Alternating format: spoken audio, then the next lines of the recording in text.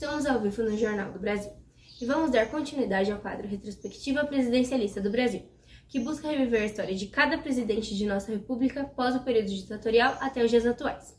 Hoje nosso programa pretende abordar a trajetória política dos ex-presidentes Dilma Rousseff, Michel Temer e Jair Bolsonaro, figuras influentes na história política de nosso país. Com certeza, Gabi! Esses nomes foram presidentes marcantes na nossa nação, principalmente por suas divergências políticas, reflexo da polarização política que vem transcorrendo no país nas nossas últimas eleições. Dilma Van Rousseff nasceu em 1957 em Minas Gerais, filha de imigrante búlgaro. Foi na escola e na universidade em que ela teve contato com os movimentos estudantis e com as ideias marxistas. Se aliou a grupos revolucionários radicais e até a divisões armadas que se formaram em resposta às medidas autoritárias da ditadura militar. Esses grupos passaram a ser alvo de repressões por parte dos militares, o que levou a Dilma a se mudar e começar a atuar na ilegalidade. Se aliou a outros grupos, ganhando destaque até ser preso e torturado pelo governo militar. Após ganhar a liberdade, teve seus direitos políticos reconquistados com a lei da anistia. Se aproximou de Leonel Brizola e outros membros da ala trabalhista, se filiando ao Partido Democrático Trabalhista, o PDT, ocupando diversos cargos de relevância até se aliar ao Partido dos Trabalhadores, o PT, quando assumiu ministérios nos governos de Luiz Inácio Lula da Silva. Nas eleições de 2010, Dilma venceu José Sierra em primeiro e segundo turno, possibilitando o terceiro mandato seguido do PT na presidência e tornando-se assim a primeira mulher a ocupar o cargo de presidência da República do Brasil. A Dilma optou por dar sequência política de combate à pobreza iniciada no governo Lula, o que não foi visto na área econômica. O primeiro mandato da presidente Dilma começou com a tentativa de se afastar dos escândalos de corrupção do governo anterior, investindo na área social como o programa Minha Casa Minha Vida e o Mais Médicos. Em junho de 2013, se desencadearam diversas manifestações espontâneas, após diversas capitais anunciarem o aumento das tarifas de transporte público. As principais pautas defendidas pelos manifestantes eram o fim da corrupção, da violência policial e dos gastos públicos. Esse clima tenso e essa atmosfera de revolta contribuíram para o aumento das tensões políticas e sociais no fim de seu primeiro mandato. As eleições de 2014 foram marcantes pelo início da polarização política, que se intensificaram nas próximas eleições. Os principais candidatos foram a presidente Dilma Rousseff, buscando uma reeleição, e seu opositor Aécio Neves, PSPT.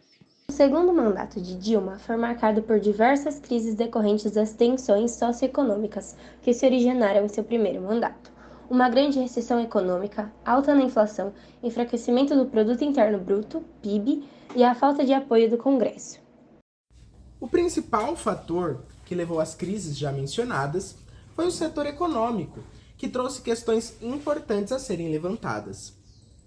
Por essa razão, convidamos o economista Armínio Fraga para comentar sobre os temas relacionados. Bem-vindo ao nosso programa, Armínio.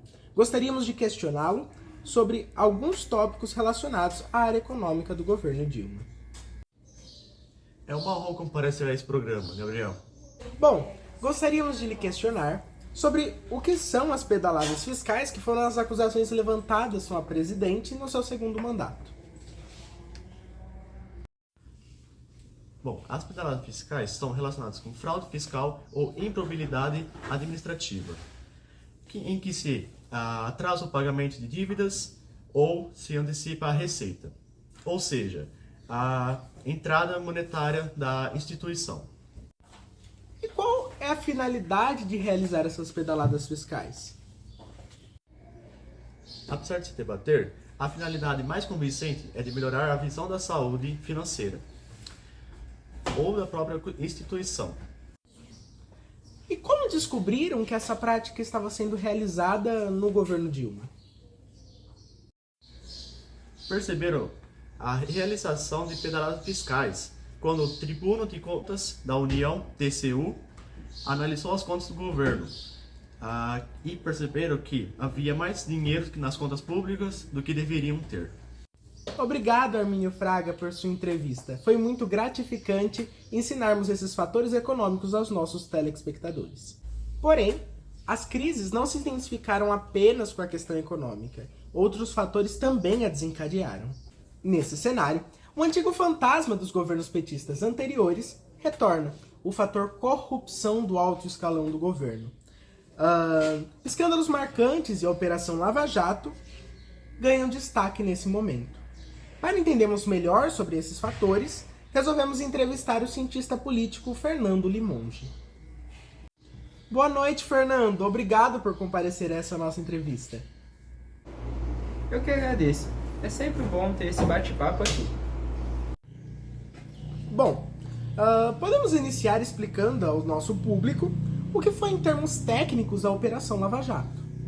Claro, a Operação Lava Jato foi um conjunto de investigações realizadas pela Polícia Federal, sua maioria no governo Dilma, com o objetivo de apurar esquemas de corrupção e lavagem de dinheiro praticados por políticos, ministros, membros do alto escalão do governo federal, estaduais e municipais.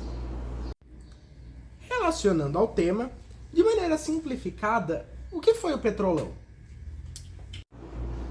O Petrolão foi um dos maiores escândalos de corrupção desmascarados pela Operação Lava Jato, que constituiu no desvio de bilhões de reais da Petrobras no governo Lula e Dilma. Na sua opinião, essas operações, como a Operação Lava Jato que eu mencionei anteriormente, influenciaram nos resultados ou influenciaram na campanha eleitoral de 2014? Acredito que sim. Em 2014, no ano eleitoral, foram divulgados os primeiros resultados das investigações que comprometiam diversos membros do partido da presidenta e do governo anterior, danificando a credibilidade do Partido dos Trabalhadores, PT, que apesar de conseguirem um cargo na presidência, não conquistaram a maioria no Poder Legislativo. Gostaria que relacionasse esse fato que o senhor mencionou com o impeachment que a presidente Dilma sofreu no final de seu mandato. As eleições de 2014 já são uma premissa das dificuldades que a presidenta Dilma enfrentaria em seu mandato. Sem conquistar a maioria do Congresso e com as crescentes crises e escândalos envolvendo a administração Dilma e seu partido político, resultaram na abertura do pedido de impeachment que foi aprovado pela Câmara, dando fim ao seu governo. Alguns historiadores entendem o impeachment da presidente Dilma como um golpe parlamentar. Por que há essa narrativa no meio historiográfico? Alguns compreendem esse fato como um golpe, por ser tramado por diversos grupos partidários opositores ao governo. Eles tinham interesses no fim da Operação Lava Jato. Eles entendiam o governo como incentivador dessas mesmas investigações, porém seguiu os trâmites legais previstos na Constituição em caso de impeachment. Obrigado, Fernando Limonge, por comparecer a essa nossa entrevista. Sua colaboração foi muito proveitosa para nosso bate-papo. Obrigado. O governo deixou de ser apoiado até mesmo pela população, que foi às ruas para pressionar o Congresso e pedir o impeachment de Dilma em grandes manifestações. Agora iremos para nossos comerciais e logo voltamos.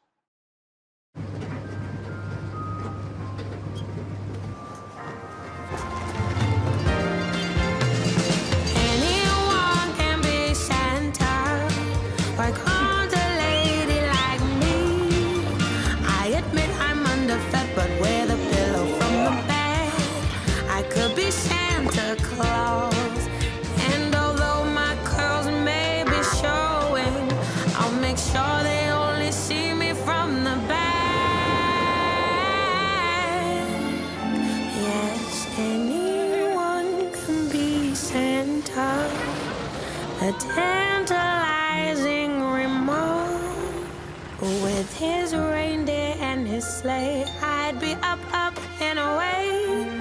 I could be Santa. I could be Santa Claus.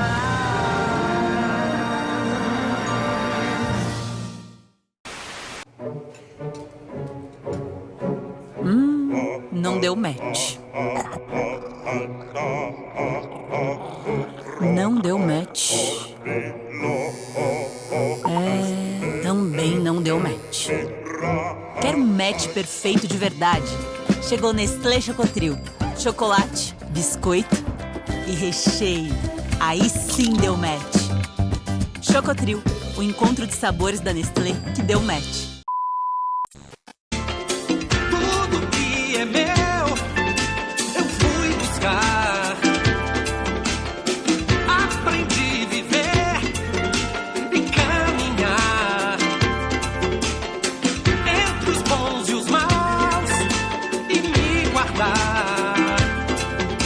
Fico me remoendo com meus remendos pra me lembrar que lá vem desavençoleira e eu tenho que enfrentar. Isso é que me alimenta, que me sustenta, me faz amar. Nesses confins de mundo lerê, nada vai me assustar.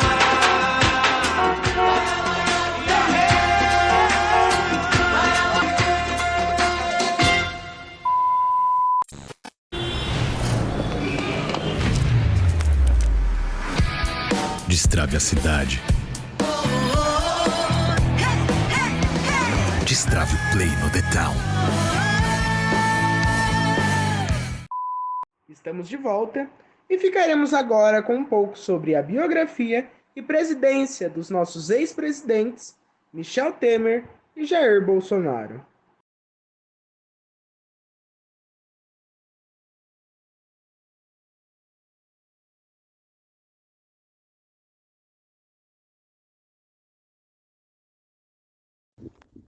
Sua carreira política começa em 1980, quando ocorre o fim do bipartidarismo, e ele, agora afiliado a um partido, assume cargos como Procurador-Geral do Estado de São Paulo e Secretário Estadual de Segurança Pública.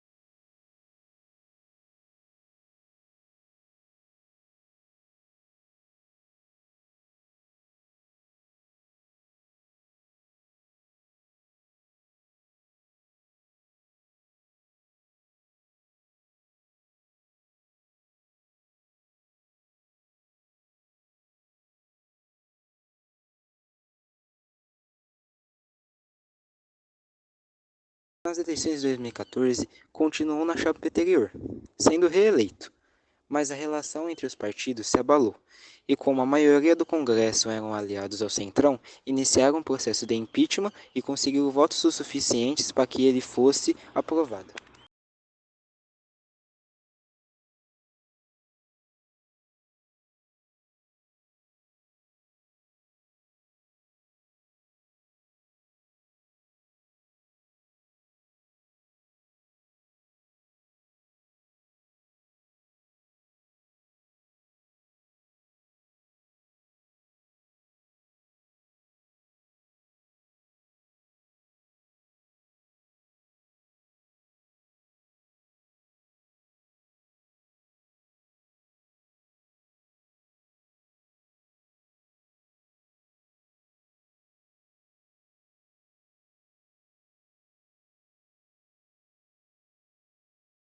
Outras pautas de seu governo foram sobre a exploração do pré-sal, reforma tributária e o teto de gastos que estipulavam o valor máximo em 20 anos a ser gasto pela máquina pública.